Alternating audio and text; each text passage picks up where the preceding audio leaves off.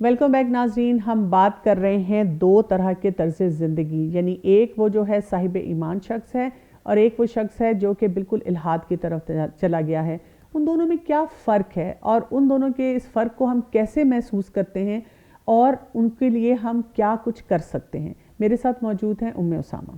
جی، آپ سے میں بات کر رہی تھی کہ یہ جو ڈفرینسز آپ بتا رہی ہیں ان کو ہم کیسے دیکھ سکتے ہیں. تو ایک اور چیز میں آپ سے پوچھنا چاہ رہی تھی، جب انہوں نے فریڈم کا نعرہ لگا دیا، جس نے الحاد کیا اور اس نے کہا کہ میں نہیں ان نارمز کو مانتا جو اللہ سبحانہ وتعالیٰ نے اسٹیبلش کیے ہیں اور جو قرآن اور سنت سے ثابت ہیں، تو پھر ان کا جو سیلف پروکلیمڈ قسم کا یا اپنا بنایا ہوا ایک کوڈ آف کنڈکٹ ہے، وہ کیسا ہوتا ہے؟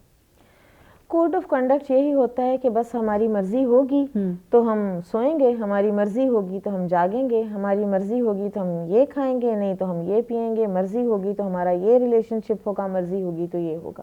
صحیح. اور اس میں مطلب یونیفارمٹی تو نہیں ہوگی نا؟ نو، بالکل نہیں. ہر بندے کی اپنی مرضی ہے نا، ہر بندے کی اپنی مرضی ہے. اور پھر ایک اور چیز آپ کو بتاؤں کہ ان کے اندر ایک چیز ہے جس کو ڈٹرمنزم کہا جاتا ہے، اور یہ بھی کوئی نئی چیز نہیں ہے. یہ وہی جو مسلم ریشنلسٹ میں ایک تھاٹ آئی تھی نا جبریہ فرقے کی، کہ وہ کہتے تھے کہ انسان مجبور ہے اور سب کچھ تقدیر ہی میں لکھا ہوا ہے. جیسے آج کے لوگ یہ کہتے ہیں کہ دراصل وہ جو غصہ آتا ہے نا وہ میری جینز میں ہے، مطلب میں خود نہیں غصہ کرنا چاہتا. تو یہ اسی طرح کا ایک ایٹیٹیوڈ ہو جاتا ہے. اسی طرح کا ایٹیٹیوڈ ہے کہ ہم پروگرام ہوئے ہوئے، یہ ڈی این اے ہے اور اس کے اندر یہ چیزیں ڈال دی گئی ہیں. تو کون سی موریلٹی اور کون سے فیصلے اور کون سی حد بندیاں، جس طرف جس کا رجحان چلتا ہے وہ چلا جائے. آپ دیکھیں کہ اگر خدا نخواستہ ساری دنیا ٹوٹلی ایسی ہو تو پھر کتنا کیوس ہو دنیا میں، کسی کی کوئی حد ہی نہ ہو، کسی کی کوئی پریویسی نہ ہو، کسی کے کوئی مورلز ہی نہ ہو، اچھا کوئی سیکیور ہی نہ رہے. مجھے آپ نے کہا نا کہ وہ کہتے ہیں کہ جینیٹک کوڈنگ ہماری ایسی ہے. بالکل. ایک طرف وہ یہ کہتے ہیں، تو میں آپ سے یہ سوال پوچھنا چاہوں گی، اور وہی بات ہے کہ اگر میں آپ کی جگہ ہوتی تو شاید میں کسی الحادی اسٹوڈنٹ سے بھی پوچھ لیتی جو یہ بات کرتے ہیں کہ بہت سائنٹیفک مائنڈڈ ہیں، سائنسز پہ بلیو کرتے ہیں. تو کیا کوئی ایسی جین پوری دنیا میں کبھی آئیڈینٹیفائی کی گئی ہے جس میں لکھا ہوا ہو کہ یہ جو ہے الحادی ایتھیسٹک قسم کی جین ہے؟ یہ تو آئی ڈونٹ نو، یہ تو کبھی انہوں نے ایسے نہیں کہا ایسی بات. لیکن یہ ہے کہ وہ کہتے ہیں کہ جب ہے ہی نہیں کچھ الحاد تو بیسیکلی ان کا نظریہ ہے. بالکل. اور اس نظریے کے تحت ہی ان کے آگے پھر ڈٹرمنزم آتا ہے. بالکل. اچھا، اگر انسان ایسا ہو جائے کہ ہر وقت اپنی جو امپلسز ہیں، اپنی جو خواہشات ہیں، اپنی جو انسٹنکٹس ہیں، اس کے مطابق ہی فیصلے کرے، اس کے مطابق ہی اپنی زندگی گزارے، تو وہ کیسی زندگی ہوتی ہے؟ آپ دیکھیں قرآن میں آتا ہے کہ کیا تم نے اس شخص کی حالت پر غور کیا جس نے اپنی ہوائے نفس کو اپنا الہ بنا لیا؟ تو اس کی حالت پر غور کریں نا، تو یہ ایک اشارہ ہے اس طرف کہ اس کی ذرا زندگی دیکھو کہ کیسی ہوئی پڑی. ٹھیک ہے، کہ وہ کیسی زندگی گزارتا ہے. کیسے امپلسز اور انسٹنکٹس کو ایسا شخص فالو کرتا ہے؟ جو اس کے دل سے اٹھتا ہے، جو وہ نفس امارہ، اسپیشلی اندر نفس لوامہ بھی تو ہے نا، ٹھیک ہے، اس کی نہیں وہ سنتا، وہ بس نفس امارہ کی سنتا ہے. اور نفس امارہ جو ہمیں پتہ چلے، سورہ یوسف میں آتا ہے نا کہ ان النفس لامارۃ بالسوء، کہ یہ جو نفس امارہ ہے نا یہ بار بار اکساتا ہے برائی کی طرف. اب سو برائی کچھ بھی ہو سکتی ہے. ٹھیک ہے، کیا کیا شکلیں آپ نے دیکھی ہیں؟ نفس امارہ، ڈرنکنگ، الکوہول، ریلیشن شپس، ٹھیک ہے، ایکسٹرا میرٹل. پھر اسی طرح سے وہ بہت زیادہ ڈیفینڈ کرتے ہیں اس چیز کو کہ ہماری مرضی، ہم جس کے ساتھ جو ریلیشن شپ رکھیں اور جیسا بھی رکھیں. پھر جینڈر ڈسکریمنیشن کا ایک ورڈ انہوں نے بڑا ایک نعرہ پکڑا ہوا ہے. صحیح. وہ اس بات سے تو مجھے بڑی حیرت ہوتی ہے، ہم بلیو نہیں کرتے. میں نے کہا بیٹا آپ بلیو نہیں کرتے نا تو اس کا یہ مطلب نہیں ہے کہ وہ ہے نہیں. And it is not gender discrimination, it is gender difference. بالکل. آپ نے اس کو نام ڈسکریمنیشن دے دیا ہے. آپ اس کو ٹرائی ٹو انڈرسٹینڈ کہ ہر کسی کا اپنا اپنا دائرہ کار ہے، مرد کا الگ ہے، عورت کا الگ ہے. جو بلیور ہوتا ہے اس کو بھی تو انسٹنکٹس اور امپلسز ہوتی ہیں, اس کی بھی تو خواہشات ہیں, اس کا بھی کبھی کبھی ایک دم دل چاہتا ہے یہ کرنے کو یہ نہ کرنے کو. ایک لڑکا جو صاحب ایمان ہے وہ کالج یونیورسٹی میں پڑھ رہا ہے, اس کو بھی تو کوئی لڑکا یا لڑکی دیکھنے میں اچھا لگ سکتا ہے, اس کا بھی دل چاہ سکتا ہے کہ جیسے مرضی میں لباس پہنوں, جو مرضی کھاؤں, اس کی بھی خواہشات ہیں. وہ کیسے ان پہ کنٹرول کرتا ہے؟ وہ حدیں جو ہے نا, ہاں, کہ اللہ کی حدیں ہیں اور ان کے قریب بھی نہ جاؤ, وہ اس کے اندر انسٹل ہوئی ہوئی ہیں. صحیح, وہ اس کے گھر سے ہوئی ہوئی ہیں. ٹھیک ہے. اور سب سے زیادہ گھر سے ہوتی ہیں یہ چیزیں. صحیح. اور پھر اس کی کمپنی سے بھی ہوئی ہوئی ہیں اور تربیت سے ہوئی ہوئی ہیں. تو وہ بچہ جو ہے وہ بہرحال پھر آپ دیکھیں آپ کی اپنی سوسائٹی کے اندر کیسا کیسا نوجوان ہے جو دائی ہے. صحیح. اور کس کس ایج کے لڑکے ہیں جن کو دیکھ کر آنیسٹلی رشک آ جاتا ہے. صحیح بات کہہ کہ یہ بچے اس جوانی میں بالکل وہ جو عرش کے سائے تلے 7 طرح کے لوگ ہوں گے, ان میں سے ایک وہ ہے کہ جس کی جوانی عبادت میں گزری, اللہ کی فرما برداری میں گزری. ایسا لڑکا, اب نام نہیں ہم لیتے, لیکن بہرحال یہ جو سرکل ہے سارا جس میں اللہ کے دین کو پھیلانے کی ساری کوشش کی جا رہی ہے, کیسا کیسا ینگ لڑکا موجود ہے. بالکل موجود تو ہے. ان کی کوئی اپبرنگنگ ہوئی بھی ہوگی, اور اگر یا انہوں نے خود پڑھا ہے دین کو اور خود کانشیسلی وہ اس کی طرف آئے ہیں, جو بھی ہوا ہے. لیکن یہ بچے ایسے ہیں کہ جو اگزامپل سیٹ کر کے دے رہے ہیں آپ کو کہ اس معاشرے میں ینگ لڑکا سروائیو کر سکتا ہے اپنی رائچسنس کے ساتھ اور اپنی آبرو اور عزت کی حفاظت کر کے. بالکل صحیح آپ کہہ رہی ہیں. اچھا, اسلام میں انسانی زندگی کی بہت ویلیو ہے, اور ہمیں اسلام ایسی زندگی گزارنے کے لیے کہتا ہے جس میں ہم صرف اپنے لیے ہی نہ سوچیں بلکہ اپنے ہر فیصلے کے ساتھ یہ سوچیں کہ کتنے لوگ افیکٹیز ہیں, کتنے لوگوں پہ اس کے اثرات جا رہے ہیں. کیا ایتھیسٹ بھی ایسے ہی سوچتا ہے؟ رچرڈ ڈاکنز جو ہے نا, جو ایتھیزم کا اس وقت سب سے آگے لیڈر ہے, وہ کہتا ہے کہ ہم کیا ہیں, ہمارا ہیومن ایمبریو ہے, تو کیا اس کا یہ مطلب ہے کہ صرف ہیومن ہے تو اس لیے اس کی قدر کرو, we are just but few cells. تو اگر کوئی خاص طور پر کوئی کسی میں میوٹیشن ہوئی بھی ہے اور کوئی ایسا ریٹارڈڈ آپ کو نظر آ رہا ہے, تو اس کی تو پھر کوئی بھی قدر نہیں ہے. وہ تو اس سے تو بہتر کوئی فلان جانور اور فلان جانور ہے جو کہ ذرا زیادہ کوئی ایون وہ نام لیتا ہے ڈاگز اینڈ پگز کا, اس کی کتاب میں لکھا ہے, اس نے یہ بات لکھی ہے باقاعدہ. تو ہیومن جو لائف ہے نا, اس کی کوئی ویلیو پھر ان کے ہاں نہیں رہتی. وہی بات جو سروائیول آف دا فٹیسٹ کی ہوئی تھی نا, پھر یہ ذہنیت صرف یہاں تک نہیں رہتی ہے کہ اگر کوئی میوٹیشن والا ایمبریو ہے تو اس کو نکال دو, ابارٹ کر دو. یہ ذہنیت پھر یہاں تک جاتی ہے کہ فلان نیشن کو ختم کر دو, فلان لوگوں کو ختم کر دو, تاکہ ہمارا فائدہ ہو جائے, تاکہ ہم اپنی زندگی بہتر گزار سکیں. اچھا, یہ جو اتنی لمبی ہم نے چین آج پڑھ لی ہے کہ وہ یہ کرتے ہیں, وہ یہ نہیں کرتے ہیں, اور وہ ایسے ہیں, وہ ایسے ہیں, جو کہ فیکچول بات ہے, حقائق پہ مبنی بات ہے.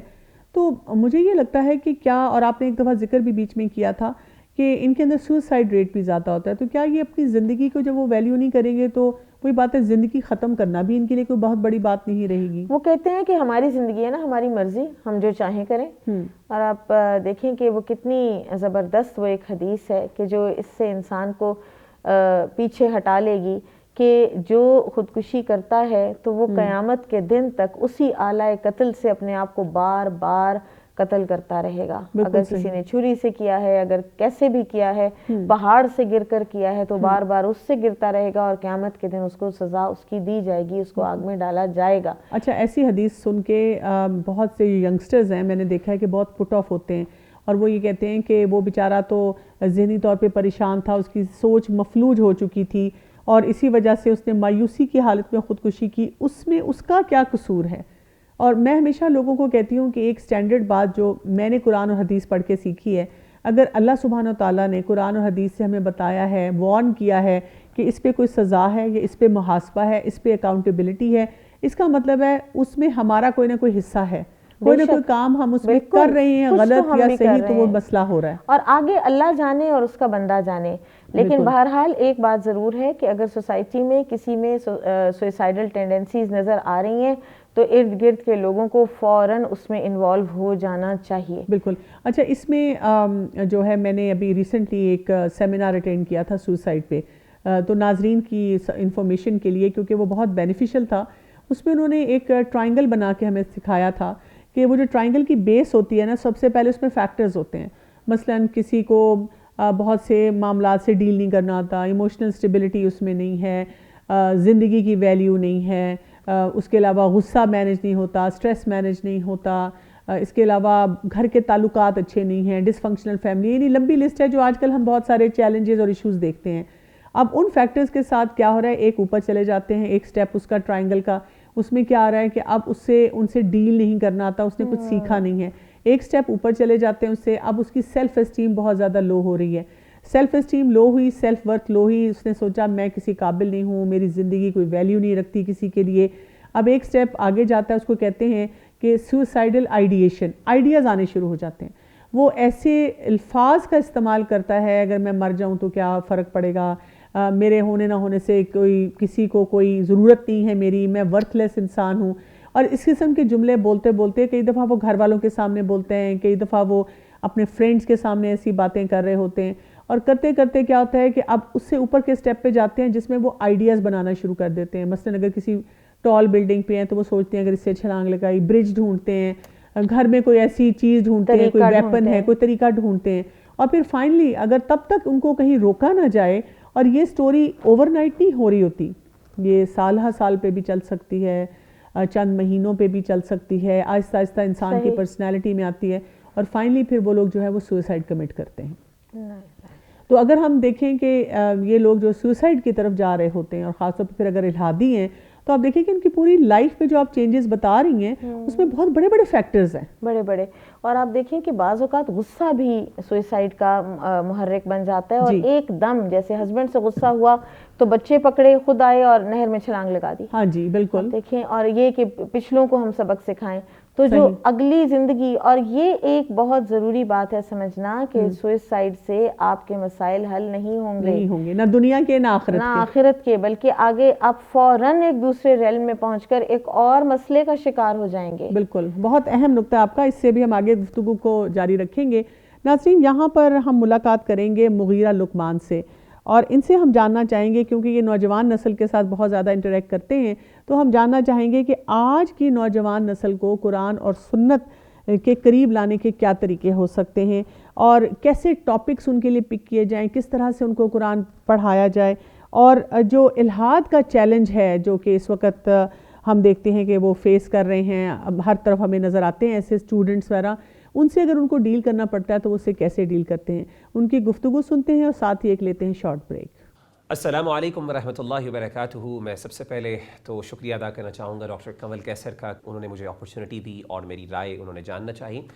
دیکھیں، سب سے پہلے الحاد کے بارے میں ایک دو پوائنٹس ڈسکس کرنا چاہتا ہوں آپ کے ساتھ. جو بنیادی بات میں آپ کے سامنے پیش کرنا چاہتا ہوں وہ یہ ہے کہ ہمیں سب سے پہلے الحاد کے کازز، یعنی ایتھیزم جو بہت زیادہ سپریڈ ہو رہا ہے وائڈلی ہماری یوتھ میں، اس کے جو ہے کازز سمجھنے کی ضرورت ہے.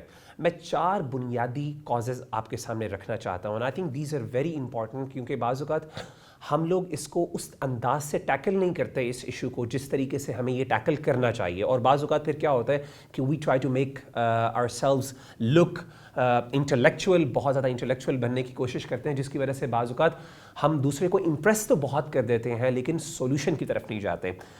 جو ایتھیزم ہے، جو الحاد ہے، خاص طور پہ یوتھ کے اندر، خاص طور پہ میں پاکستانی یوتھ کی بات کروں گا، اس کے بنیادی طور پہ 4 بڑے ریزنز ہیں.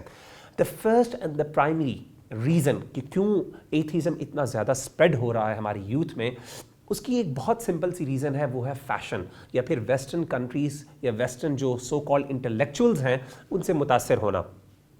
انفارچونیٹلی بہت لوگ سمجھتے ہیں کہ یہ کوئی انٹلیکچوئل فتنہ ہے، کوئی بہت زیادہ اس کا تعلق علم اور سائنس کے ساتھ ہے، کیونکہ عام طور پہ وہ لوگ آپ کو فور فرنٹ پہ نظر آتے ہیں ایتھیزم کے، جو لوگ سائنسز جنہوں نے پڑھی ہوتی ہیں، یہ جو سو کالڈ اپنے آپ کو انٹلیکچوئل سمجھتے ہیں.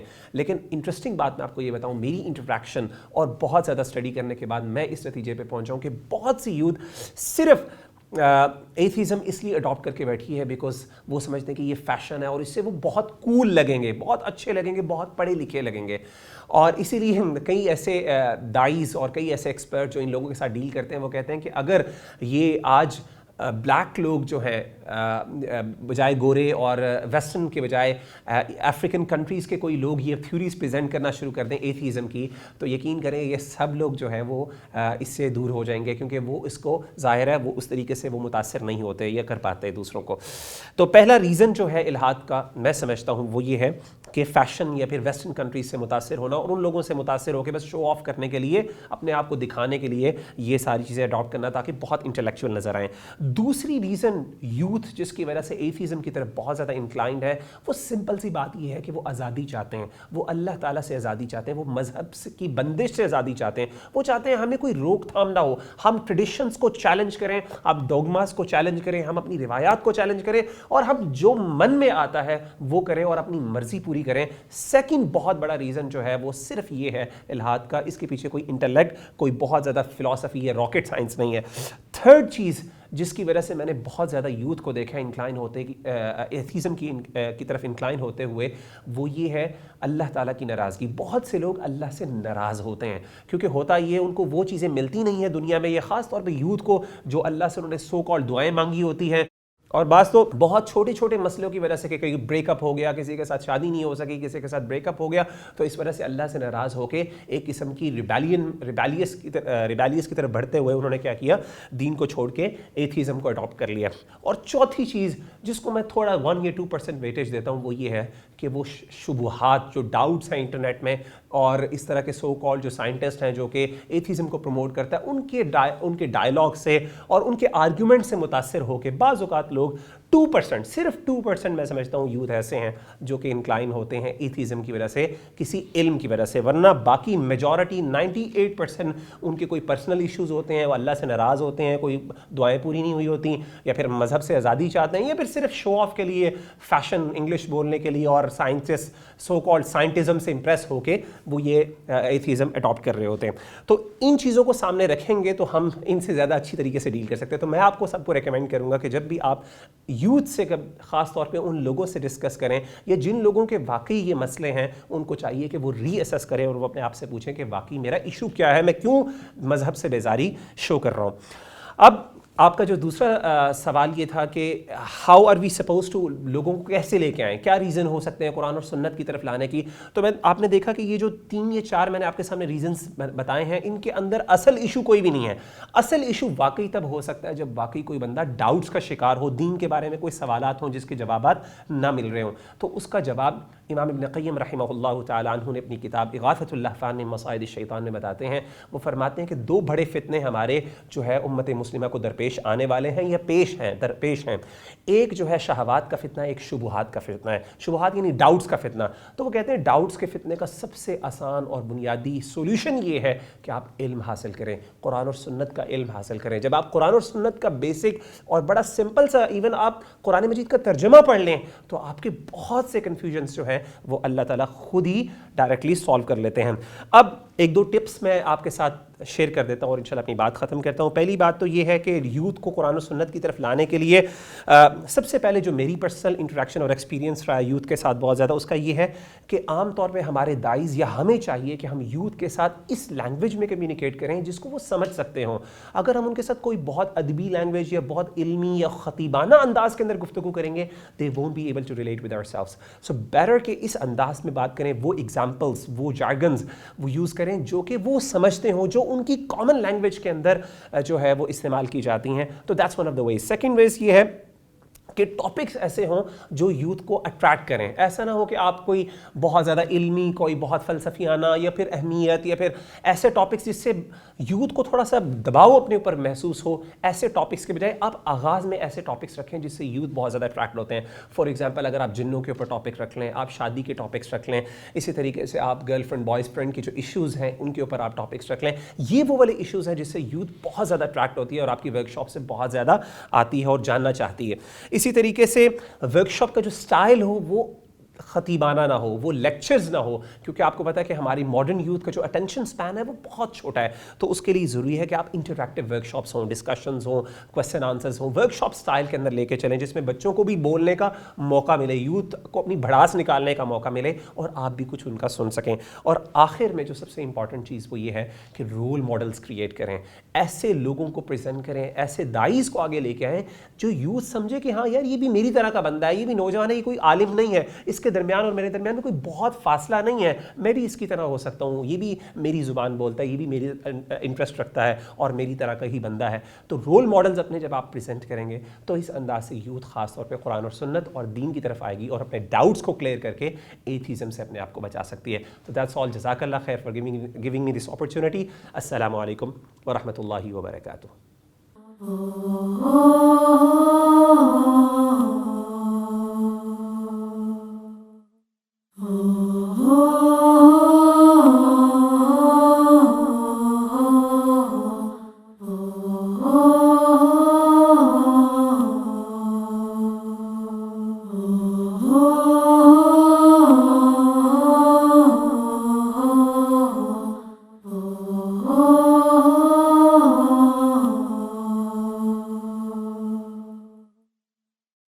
ویلکم بیک ناظرین. ہم بات کر رہے ہیں الہادی اور ایمانی سطح پہ رہنے والے دو لوگوں کی, یعنی دو طرح کے طرز زندگی جو ہیں, ٹو لائف سٹائلز ہیں, اور ان میں کتنا فرق ہے, اور اس فرق کو آپ محسوس کریں. جب انسان محسوس کرتا ہے تو پھر انسان کی خواہش بھی ہوتی ہے کہ اس طرف جائے جو کہ اس کو زیادہ پرسکون رکھے, دنیا بھی اس کی بہترین ہو, آخرت بھی بہترین ہو.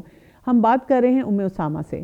جی میں آپ سے یہ پوچھنا چاہوں گی کہ یہ جو سارے لائف سٹائل میں ہم نے دیکھا, مجھے نظر یہ آ رہا ہے کہ جو صاحب ایمان انسان ہوتا ہے, کیونکہ وہ اپنے فریڈم کو صحیح استعمال کر رہا ہوتا ہے, اپنی خواہشات کو, اپنے چیلنجز کو, اپنے مقصد کو, دنیا کو, آخرت کو, یعنی ایک لمبی لسٹ ہم مرتب کر سکتے ہیں, اس میں اس کے اندر ایک خیر خواہی کا جذبہ آ جاتا ہے.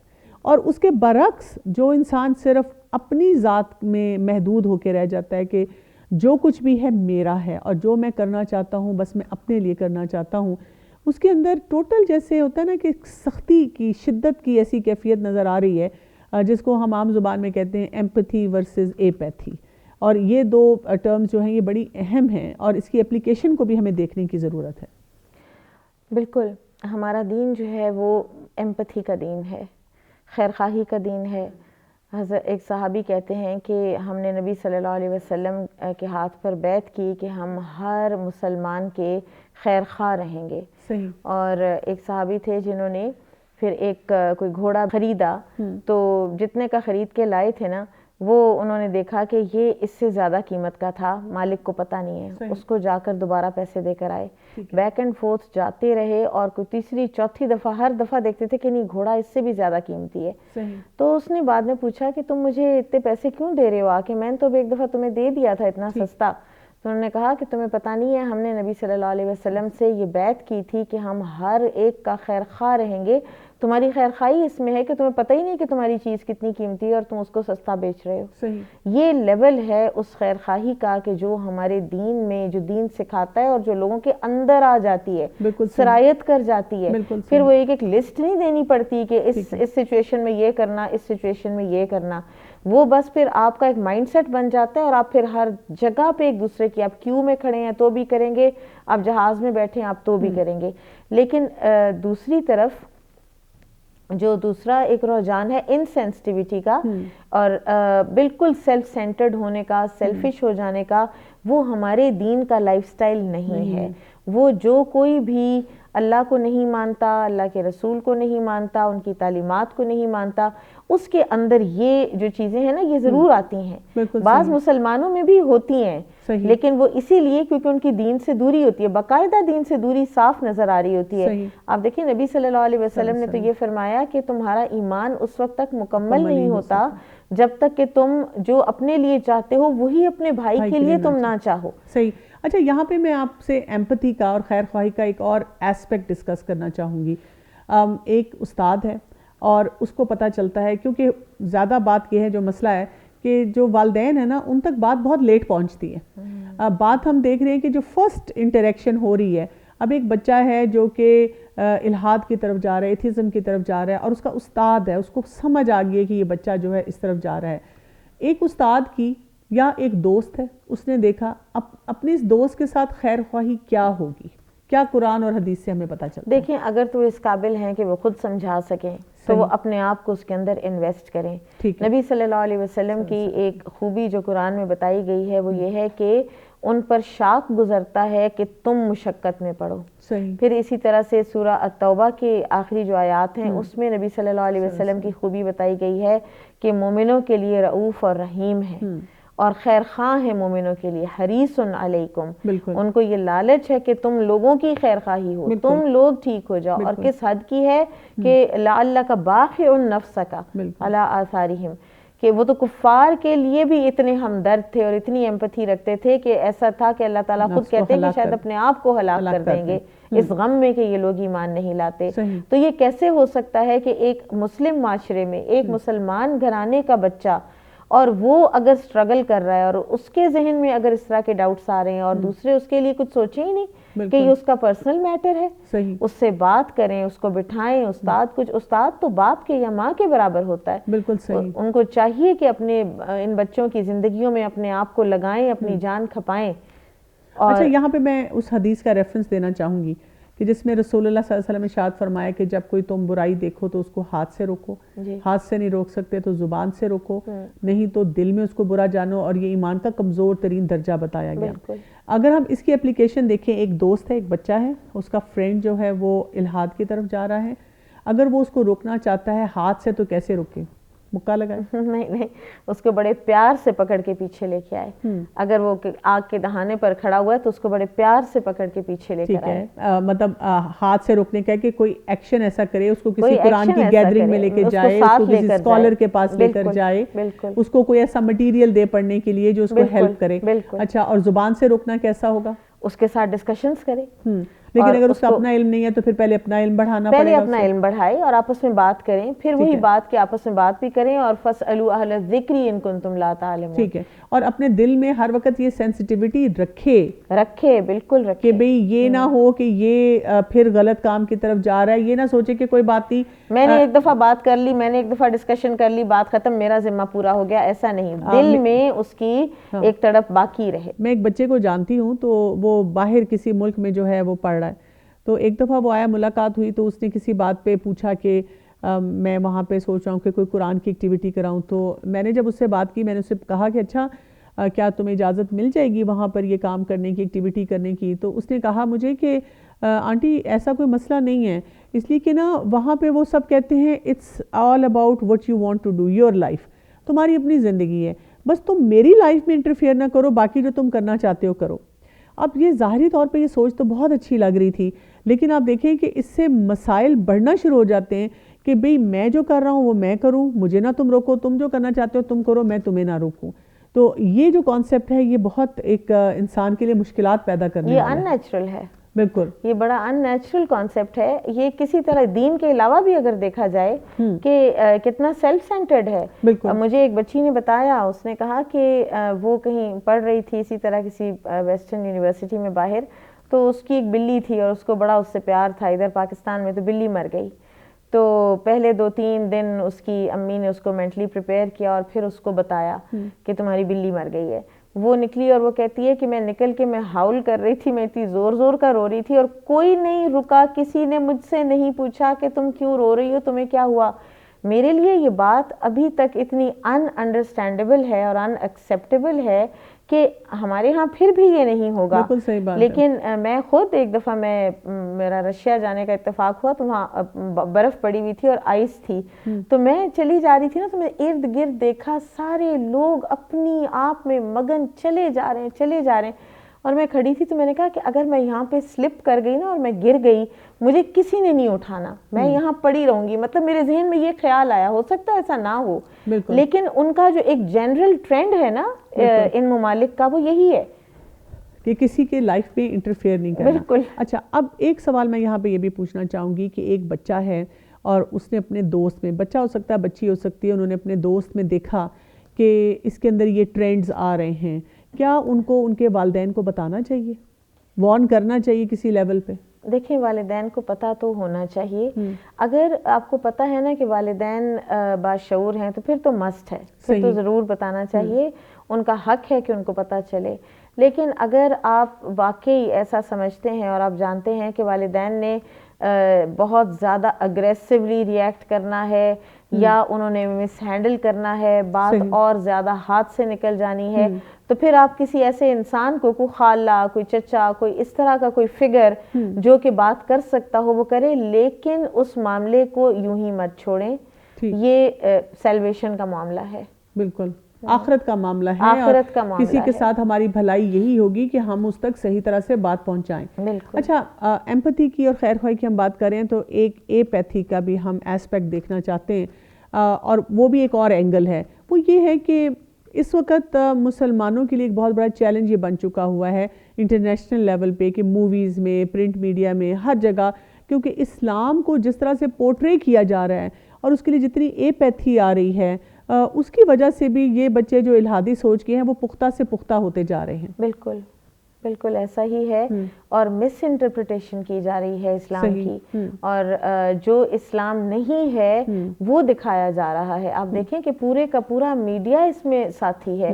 کیا موویز میں بھی مسلمانوں کو ایسا ولن بنا کر دکھایا جاتا ہے کہ ایک کمزور اور برے اور سازشی, اور پھر اس کے بعد یہ بھی دکھایا جاتا ہے کہ وہ پھر پکڑے بھی جا رہے ہیں اور مارے بھی کھا رہے ہیں. بالکل, تو یہ میڈیا تو بہت زیادہ ذہن سازی کرتا ہے نا. بالکل, تو یہ باقاعدہ ذہن سازی ایسے جو چینلز ہیں جیسے پیغام ٹی وی ہے اور جو اسلامک چینلز ہیں, یا جو اچھی ورژن دے رہے ہیں اور اچھا ایجوکیٹ کر رہے ہیں بچوں کو, اور ان کو اس کو بھی پروموٹ کرنے کے لیے ہمارے پاس ایک طریقہ ہونا چاہیے کہ ہم ایک سے دوسرے کو بائی ورڈ آف ماؤتھ لوگوں کو بتائیں کہ ان چینلز کو اپروچ کریں, دیکھیں ان کے اوتھینٹک پروگرام سے فائدہ حاصل کریں, کچھ تو سیکھیں اپنے دین کے بارے میں. بالکل بالکل, اتنا تو حق بنتا ہے نا. صحیح, بالکل جس رب نے ہمیں بھیجا اس رب کے دیے ہوئے وقت میں سے کچھ وقت تو لگا لیں اس کے اوپر. بالکل, جزاک اللہ خیر, بہت بہت شکریہ.